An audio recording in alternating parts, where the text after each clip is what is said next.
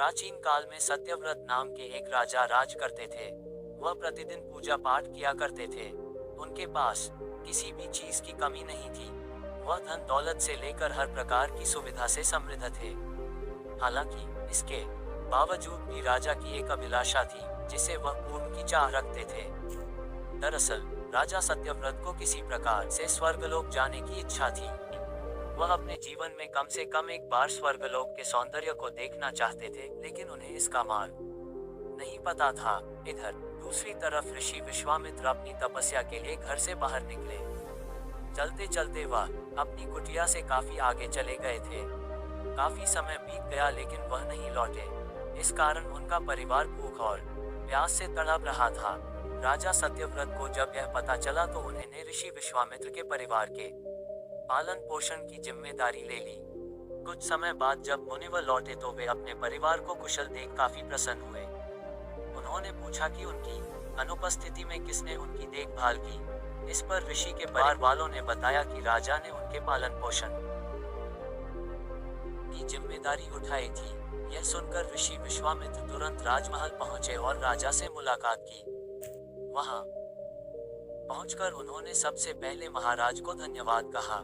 इस पर राजा ने ऋषि अपनी इच्छा पूर्ण होने का आशीर्वाद मांगा। राजा की बात सुनकर ऋषि विश्वामित्र ने कहा, बोलिए महाराज, आपको क्या वरदान चाहिए। तब महाराज ने कहा, हे मुनि, मुझे एक बार स्वर्गलोक के दर्शन करने हैं। कृपया करके मुझे वहां जाने का वरदान दे। राजा की प्रार्थना सुनकर ऋषि विश्वामित्र ने एक ऐसा रास्ता बनाया जो स्वर्गलोक की ओर जाता। यह देख राजा सत्यव्रत बहुत खुश हुए।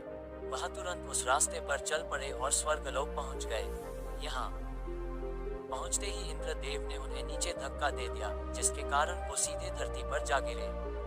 राजा ने सत्यव्रत ने तुरंत सारी घटना ऋषि विश्वामित्र जी को बताई। राज की बात सुनकर ऋषि विश्वामित्र गुस्से से आग बबूला हो उठे। उन्होंने तुरंत सभी देवताओं से इस बारे में बात की और इस समस्या का हल निकाला, जिसके बाद राजा के लिए एक नया स्वर्गलोक बनाया गया। नए स्वर्गलोक को पृथ्वी और देवताओं के स्वर्गलोक के बीचों बीच स्थापित किया गया था, ताकि किसी को परेशानी न हो। नए स्वर्गलोक से राजा सत्यव्रत तो बहुत खुश हुए, लेकिन विश्वामित्र को एक चिंता लगातार सता रही थी। उन्हें डर था कि नया स्वर्गलोक कहीं जोरदार हवा के कारण गिर न पड़े। अगर ऐसा होगा तो राजा सत्यव्रत दोबारा से धरती पर जा गिरेंगे। काफी सोच विचार के बाद ऋषि विश्वामित्र को एक उपाय सूझा। उन्होंने नए स्वर्गलोक के नीचे एक बहुत लंबा खंभा लगा दिया, ताकि उसे सहारा मिल सके। ऐसी मान्यता है कि नए स्वर्गलोक के नीचे लगाया गया खंभा एक विशाल पेड़ के तने के रूप में बदल गया।